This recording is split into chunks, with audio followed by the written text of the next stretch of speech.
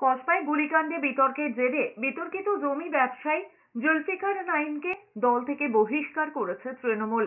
বুধবার একথা জানিয়েছেন দলের সংখ্যালঘু সেলের সভাপতি মোশাররফ হোসেন। তার বক্তব্য, সাম্প্রতিক বিতর্কের প্রেক্ষিতে জুলফিকার নাইমকে দল থেকে বহিষ্কার করা হয়েছে। তার কথায়, বসিরহাটের প্রাক্তন সাংসদ প্রয়াত হাজী নুরুল ইসলাম সংখ্যালঘু সেলের দায়িত্বে থাকার সময় জুলফিকার নাইমকে দলের কাজে লাগানো হয়েছিল বলে তিনি জানতে পেরেছেন, কিন্তু তিনি দলের শৃঙ্খলাপন্থী নন। এদিকে কসবা কাণ্ডে মুখ খুলেছেন রাজ্যের মন্ত্রী এবং স্থানীয় বিধায়ক জাভেদ খান। সরাসরি অভিযোগ করেছেন, সরকারি জায়গায় মুখ্যমন্ত্রীর ছবি বসিয়ে প্রমোটিং করা হচ্ছে।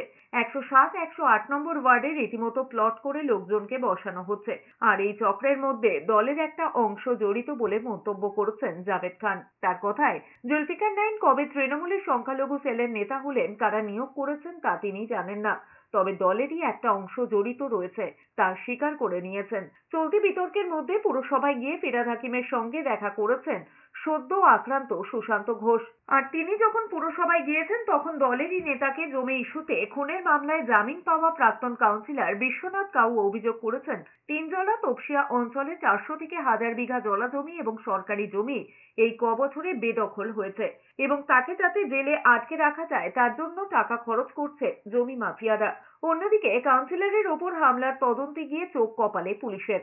আর হামলার ঘটনায় যে গুলজারের কথা বারবার ঘুরে ফিরে আসছে, তার বাড়ির সব প্রমাণ তার গিন্নি অন্যত্র পাচার করেছেন। অভিযোগ, এই কাজে তাকে সাহায্য করেছে তৃণমূলেরই একাংশ। ওয়ার্ডের কাজের জন্য এসেছিলাম।